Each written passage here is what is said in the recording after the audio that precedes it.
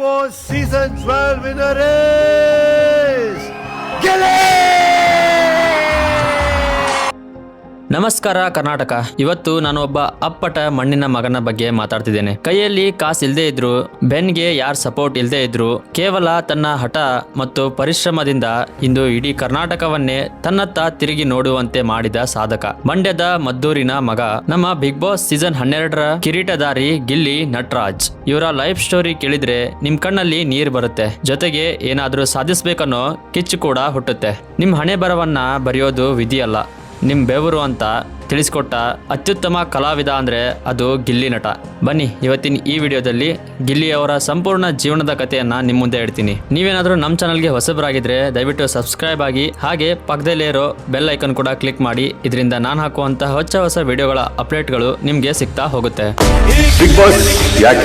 ಆರ್ತಿಗಳಿಂದ ಯಾವುದು ಸೋ ಇಲ್ಲ, ಕೈಯಲ್ಲಿ ಕಾಸಿಲ್ಲ, ಅದೊಂದೇ ಕಾರಣ ಕಾಣಿಸುತ್ತೆ. ಹುಬ್ಬಳ್ಳಿಯ ದಡಾಪುರ ಎಂಬ ಪುಟ್ಟ ಹಳ್ಳಿ. ತಂದೆ ಕುಳ್ಳಯ್ಯ ಮತ್ತು ತಾಯಿ ಸವಿತಾ. ಬಡ ಕುಟುಂಬದ ರೈತರು. ಮನೆಯಲ್ಲಿ ಐಷಾರಾಮಿ ಸೌಲಭ್ಯಗಳಿರ್ಲಿ, ಒಂದ್ ಹೊತ್ತಿನ ಊಟಕ್ಕೂ ಕೂಡ ಕಷ್ಟಪಡುವಂತಹ ದಿನಗಳಿತ್ತು. ಗಿಲ್ಲಿ ಅವರು ITI ಮುಗಿಸಿದ್ರು. ಮನ್ಸಲ್ಲಿ ನಾನು ಸಿನಿಮಾದಲ್ಲಿ ಏನಾದ್ರೂ ಮಾಡ್ಬೇಕಂತ ಆಸೆ ಇತ್ತು. ಆದ್ರೆ ಬಡತನ ಎಂಬುದು ದೊಡ್ಡ ಗೋಡೆಯಾಗಿ ಇವ್ರ ಮುಂದೆ ನಿಂತಿತ್ತು. ಆದ್ರೂ ಕೂಡ ಇವರು ಯಾವತ್ತೂ ಸೋಲಿಲ್ಲ. ಬಡತನ ಅನ್ನೋದು ಶಾಪವಲ್ಲ, ಅದೊಂದು ನಮ್ಮನ್ನ ಬಲಪಡಿಸುವಂತಹ ದಿವ್ಯ ಶಕ್ತಿ ಅಂತ ಇವರು ತನ್ನ ಮನಸ್ಸೊಳಗೆ ಅನ್ಕೊಂಡಿದ್ರು. ಇಷ್ಟೆಲ್ಲ ಕನಸುಗಳನ್ನ ಹೊತ್ತಿದಂತಹ ಈ ಬಡ ಹುಡುಗ ಬೆಂಗಳೂರು ಎಂಬ ದೊಡ್ಡ ನಗರಕ್ಕೆ ಕಾಲಿಡ್ತಾರೆ.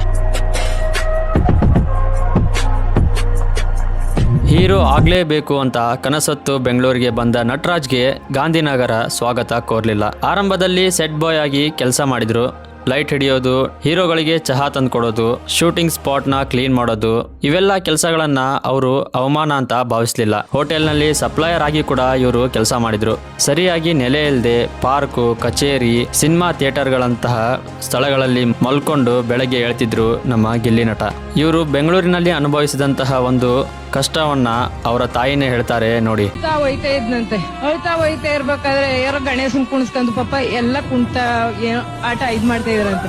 ಅವಾಗ ಇವನು ಹೋಗ್ಬೇಕಾದ್ರೆ ಇವನು ಅವ್ರು ನೋಡ್ಬಿಟ್ಟು ಹೋಗಿ ಅವ್ರ ಜೊತೆಲಿ ಇವನು ಕುಣಿದಂತೆ.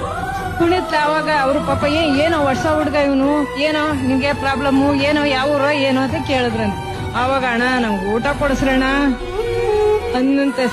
ಏನು ಊಟ ಕೊಡಿಸ್ರು ಅಂತ ಹೊಟ್ಟೆ ತುಂಬಾ ಊಟ ಕೊಡ್ಸಿ ಇವನ್ಗೆ ಎಲ್ಲ ಇದ್ ಮಾಡಿ ಅವಾಗ ಏನು ಸೈಕಲು ಕೂಟ್ರು ಏನು ಶುದ್ಧ ಮಾಡ್ತಾ ಇದ್ರಂತ. ಅಲ್ಗೋಗಣ 20 ರೂಪಾಯಿ ಕೊಡ್ರಣ, 50 ರೂಪಾಯಿ ಕೊಡ್ರಣ, ಸಾಕು ನಿಮ್ಮ ಹತ್ರ ಕೆಲ್ಸಕ್ಕೆ ಸೇರ್ಸ್ತಾರಣ ಅಂತ ಅನ್ನಂತೆ. ಪಾಪ ಅವ್ರು ಏನು ಕೆಲ್ಸ ಕೊಟ್ರಂತೆ. ಅವಾಗ ಗೇಕಂದಲ್ಲಿ ಇದ್ನಂತೆ.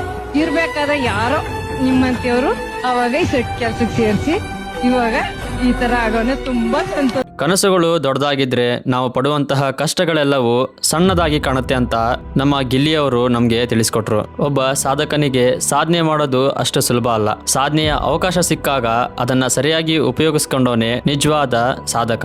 ತಮ್ಮ ಮಂಡ್ಯದ ಸೊಗಡಿನ ಭಾಷೆಯಲ್ಲೇ ಸಣ್ಣ ಪುಟ್ಟ ಕಾಮಿಡಿ ವಿಡಿಯೋಗಳನ್ನ ಮಾಡ್ತಿದ್ದ ಇವರಿಗೆ ಕಾಮಿಡಿ ಕಿಲಾಡಿಗಳು ಸೀಸನ್ 4ರಲ್ಲಿ ಲಾಟ್ರಿ ಹೊಡೆಯಿತು. ಅಲ್ಲಿ ಅವರ ಪ್ರತಿಭೆ ಇಡೀ ಕರ್ನಾಟಕಕ್ಕೆ ಪರಿಚಯವಾಯಿತು. ಅಲ್ಲಿಂದ ಅವರು ಗಿಲ್ಲಿ ನಟ ಎಂದು ಫೇಮಸ್ ಆದ್ರು. ಸೋಲಿನಲ್ಲೂ ಗೆಲುವನ್ನ ಹುಡುಕುತ್ತಾ ಅವರ ಮುಗ್ಧ ಸ್ವಭಾವ ಹಾಗೂ ಅವರ ದೊಡ್ಡ ಅಭಿಮಾನಿ ಬಳಗ ಅವರನ್ನ ಎತ್ತಿ ಹಿಡಿತು. ಜಿ ಕನ್ನಡ, ಕಲರ್ಸ್ ಕನ್ನಡಗಳಂತಹ ದೊಡ್ಡ ಚಾನೆಲ್ಗಳಲ್ಲಿ ಕೆಲಸ ಮಾಡ್ತಾ ಇವರು ದೊಡ್ಡ ಸ್ಟಾರ್ಗಳ ಜೊತೆ ನಟನೆ ಮಾಡೋಕ್ ಕೂಡ ಸ್ಟಾರ್ಟ್ ಮಾಡಿದ್ರು. ಚಾಲೆಂಜಿಂಗ್ ಸ್ಟಾರ್ ದರ್ಶನ್ ಅವರು ನಟಿಸಿರುವಂತಹ ಡೆವಿಲ್ ಸಿನಿಮಾದಲ್ಲಿ ಇವರ ನಟನೆ ನೋಡಿ ಇಡೀ ಕರ್ನಾಟಕವೇ ಇವರನ್ನ ಮೆಚ್ಕೊಂತು. ಅದರ ಜೊತೆಗೆ ಚೌಕಿದಾರ ಸಿನಿಮಾದಲ್ಲಿ ಇವರ ಹಾಸ್ಯದ ಸಂಗತಿಗಳನ್ನ ನೋಡಿದ್ರೆ ಇವರೊಬ್ಬ ಅತ್ಯುತ್ತಮ ಹಾಸ್ಯ ನಟ ಅಂತ ನಮ್ಗೆ ತಿಳಿಯುತ್ತೆ. ಪ್ರತಿಭೆ ಯಾರಪ್ಪನ ಆಸ್ತಿಯೂ ಅಲ್ಲ, ಅದು ಶ್ರಮ ಪಟ್ಟವರಿಗೆ ಮಾತ್ರ ಒಲೆಯುವ ಕಲೆ ಅಂತ ನಮ್ಗೆ ಇಲ್ಲಿ ಬಿಗ್ ಬಾಸ್ ವಿನ್ನರ್ ಗಿಲ್ಲಿ ಅವರ ಮೂಲಕ ತಿಳಿಯುತ್ತೆ. ಇಷ್ಟೆಲ್ಲ ಆದ್ರೂ ಕೈಯಲ್ಲಿ ಕಾಸಿಲ್ಲ, ಮಾಡೋಕೆ ಕೆಲಸ ಇಲ್ಲ, ಏನಾದ್ರೂ ಮಾಡ್ಬೇಕು, ತಂದೆ ತಾಯಿಗೆ ಒಳ್ಳೆ ಹೆಸರು ತರಬೇಕು ಅಂತ ಕನಸು ಕಂಡಿದ್ದ ಗಿಲ್ಲಿ ಅವರ ಕನಸು ಕನಸಾಗಿಯೇ ಉಳಿದಿತ್ತು. ಆಗ್ಲೇ ಇವ್ರಿಗೆ ಒಂದು ಕರೆ ಬಂತು.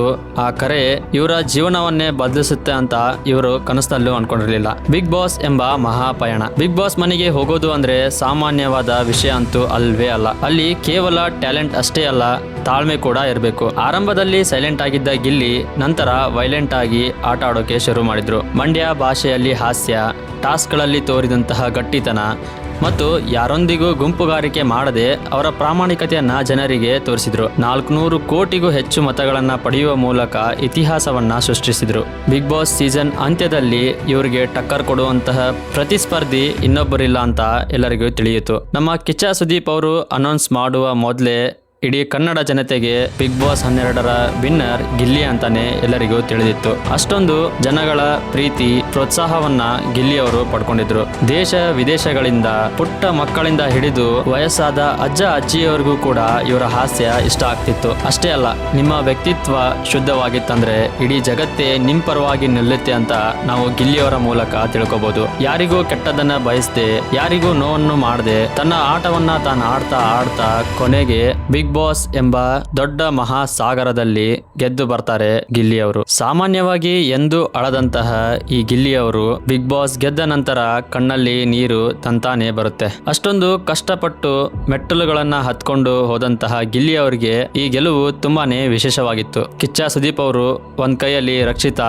ಇನ್ನೊಂದ್ ಕೈಯಲ್ಲಿ ಗಿಲ್ಲಿ ಅವ್ರನ್ನ ಇಟ್ಕೊಂಡಾಗ ಅವ್ರ ಕಣ್ಣಲ್ಲಿ ಅವ್ರು ಪಟ್ಟಂತಹ ಎಲ್ಲಾ ಕಷ್ಟಗಳು ಕಾಣಿಸ್ತಾ ಇತ್ತು. ಆ ಕಣ್ಣೀರು ಕೇವಲ ಕಣ್ಣೀರಾಗಿರಲಿಲ್ಲ, ಅವರು ಪಟ್ಟಂತಹ ಕಷ್ಟದ ಪರಿಶ್ರಮವಾಗಿತ್ತು. ಕಿಚ್ಚ ಸುದೀಪ್ ಅವರು ಬಿಗ್ ಬಾಸ್ 12ರ ವಿನ್ನರ್ ಈಸ್ ಗಿಲ್ಲಿ ಅಂತ ಹೇಳಿದಾಗ ಅವ್ರ ಕಣ್ಣು ತುಂಬಿ ಬಂತು. ಗೆದ್ಮೇಲೆ ಬಂದ 50 ಲಕ್ಷ ರೂಪಾಯಿ ಕಾರು ಮತ್ತು ಸುದೀಪ್ ಅವರು ಕೊಟ್ಟ 10 ಲಕ್ಷದ ಬಗ್ಗೆ ಅವರಿಗೆ ಗರ್ವ ಇರಲಿಲ್ಲ. ನನ್ನ ತಂದೆ ತಾಯಿಗೆ ಒಂದ್ ಮನೆ ಕಟ್ಟಿಸ್ಬೇಕು, ಮಣ್ಣಿನ ಮಗನಾಗಿ ವ್ಯವಸಾಯ ಮಾಡಬೇಕು ಅಂತ ಅವರು ತುಂಬಾ ಸರಳವಾಗಿ ಸಂಸ್ಕಾರವಾಗಿ ವೇದಿಕೆಯ ಮೇಲೆ ಉತ್ತರ ಕೊಡ್ತಾರೆ. ಇವತ್ತು ಗಿಲ್ಲಿ ನಟ ಕೇವಲ ಒಬ್ಬ ನಟನಲ್ಲ, ಬದಲಿಗೆ ಕೋಟ್ಯಾಂತರ ಹಳ್ಳಿ ಹುಡುಗರ ಭರವಸೆ. ನಿಮ್ಮ ಸಾಧನೆ ಶಿಖರದಷ್ಟಿರಲಿ, ಆದ್ರೆ ನಿಮ್ ಕಾಲ್ಗಳು ಸದಾ ನೆಲದ ಮೇಲೆ ಇರ್ಲಿ ಅಂತ ತೋರಿಸ್ಕೊಟ್ಟವರು ಗಿಲ್ಲಿ. ಇವರು ಬಿಗ್ ಬಾಸ್ ಗೆಲ್ತಾರೆ, ನಂತರ ಇವರ ಒಂದು ಬದುಕೆ ಬದಲಾಗುತ್ತೆ. ಸಿಎಂ ನಿಂದ ಹಿಡಿದು ಜನಸಾಮಾನ್ಯರವರೆಗೆ ಗಿಲ್ಲಿ ಅವರಿಗೆ ಮೆಚ್ಚುಗೆ ಸಿಗುತ್ತೆ. ತಾವು ಗೆದ್ದಂತಹ ಕಪ್ನ ಡಾಕ್ಟರ್ ಪುನೀತ್ ರಾಜ್ಕುಮಾರ್ ಅವರ ಸಮಾಧಿಯ ಮುಂದೆ, ಜನಸಾಮಾನ್ಯರ ಮುಂದೆ ಅವರು ಪ್ರದರ್ಶನ ಮಾಡಿದ್ದು ಎಲ್ಲರಿಗೂ ತುಂಬಾ ಅಂದ್ರೆ ತುಂಬಾನೇ ಇಷ್ಟ ಆಯಿತು.